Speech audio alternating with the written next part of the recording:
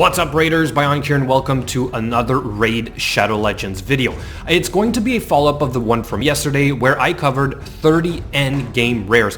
I have to quickly mention guys, I literally forgot to put one in the video. I did comment on that, I did also add it in the description. So what I'll do before I even start this video today is I'm going to go over that champion. It is Bulwark. Guys, this guy is absolutely fantastic. I use mine all the way up into Ultra Nightmare Clan Boss and in Faction Wars. This is a champion that is number one void. He's defense. He has a defense aura, so you want him in the lead most of the time so that he gets hit. If he gets hit, he will extend or has a chance basically 30% to extend the duration of all debuffs on the attacker. So really good against the affinity bosses against the clan boss. All right, that being said, today's video is going to be all about the epics. So we did the rares. So I was going through the list and the ratings of each of the epic champions, and I realized that a lot of them are game changers. When you do get them, your account takes a turn for the better. Okay, so we're going to cover the 20 that I believe really have the biggest impact on your account as of 2020. And since there is a lot of information guys, let's get going. All right, so let's start with the void champions like we did with the rares. We're going to start with none other than Madame Cerise, which I still do not have. I would love to have her.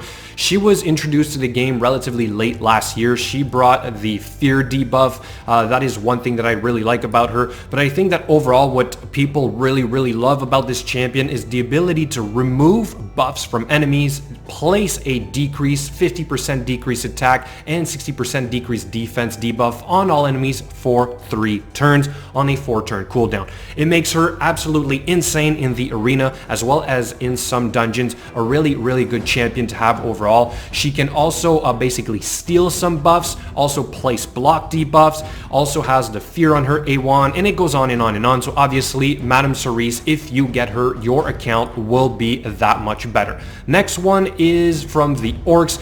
One of my personal favorites, Seer. The reason why Seer is so great is because she's the only one that basically eats the buffs and turns it into enemy max HP damage skill, okay? So really good in dungeons for speedruns. I'm currently trying to redesign all my dungeon basically teams with this champion in mind. She also has a 50% increased crit rate and 25% weaken debuff. We don't really use her for her aura, sorry, but really strong champion.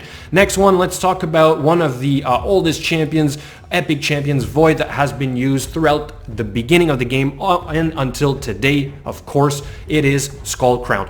This champion hits so hard. She has 2 AoEs and has a chance of placing the weaken debuff. She has a partner which is Sinesha, and she has a good aura for the arena. She can also go unkillable, which makes her a very viable champion to like put as a single defender basically in your arena defense. A really strong champion. If you get this champion, she's also very useful as a farmer in the dungeons.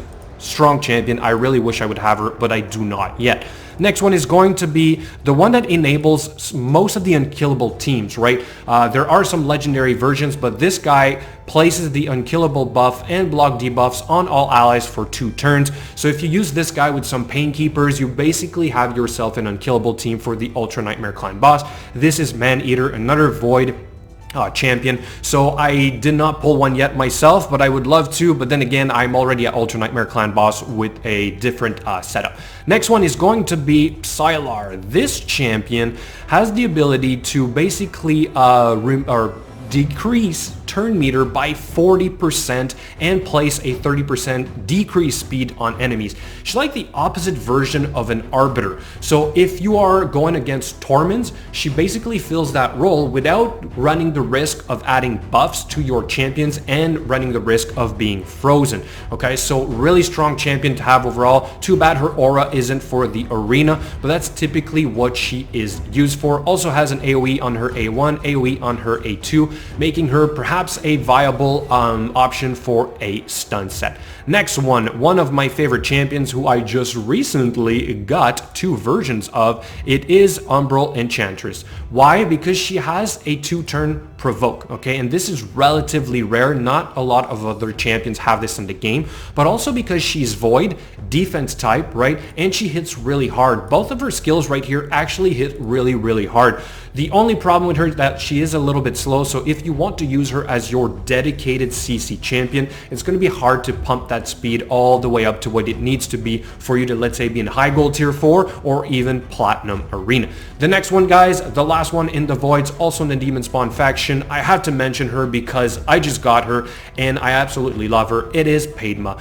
Decrease attack A1 on a 100% success rate, 95% to be more precise, right, on the A1, which is a game changer on any account. Other champions fill this role, but being Void means you can use her against all the affinities. She is defense as well. She also has a good damage on her skills, okay? That's basically the only thing we use her for. The rest of her kit isn't that great, but the A3 can remove the increased attack that the affinity bosses will have, so still somewhat useful, but really it's all about this decreased attack A1 on a 100% success rate. Alright, now let's move on to the magic champions, with, of course, the first one on the list being the Tyrell, a champion that I still do not have in this game after 15 months of playing, but this guy has the right aura for the clan boss, 25%, and he has the decreased attack on his A1, which is skilled up to, once skilled up, sorry, is 50%. It's not 100%, but guys, on a counter-attack build, that's usually enough, okay?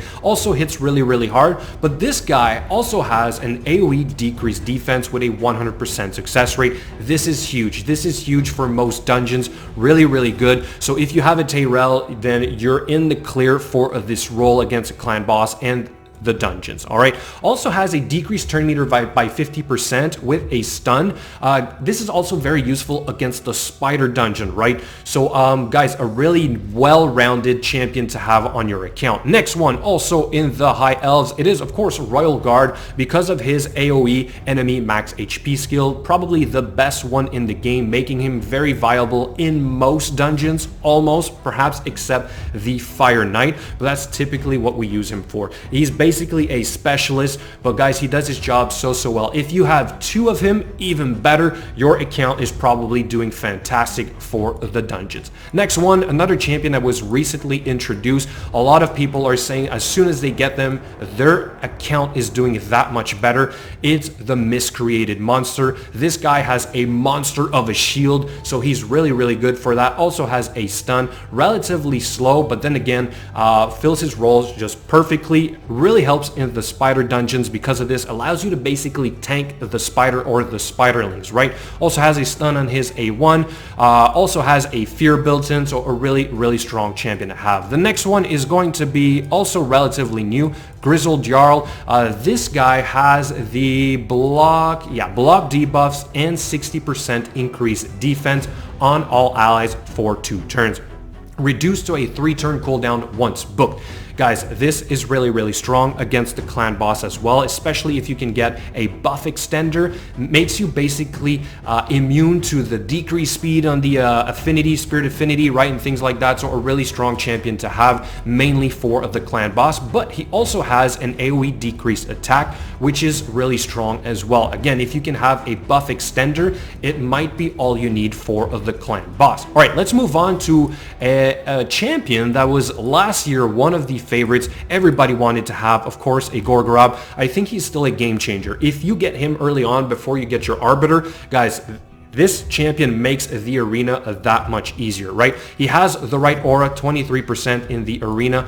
Then he has a revive, right? And he also has a 15% turn meter increase with a 50% increase attack buff. Perfect for the noob type of builds in the arena, but also really good in some of the level 20 dungeons. Okay, so don't sleep on this guy. Gorgorob is a fantastic champion to work on overall. All right, next one is in the Demon Spawn faction. This champion makes the Fire Knight absolutely easy. It's Allure because of her A1 with the decreased turn meter by 25% on each critical hit. So you build her at 100% critical hit and the Fire Knight will never take a turn, okay? Really strong. She also has an AoE decreased defense, and she has basically the ability to ignore defense on her A3. But typically all we really want from this champion is her A1. All right, moving on to the Force champions, which we are going to start with in the Ogryn tribes. Of course, one of 3 champions in the game to have the counterattack buff, team counterattack buff, it is Skull Crusher.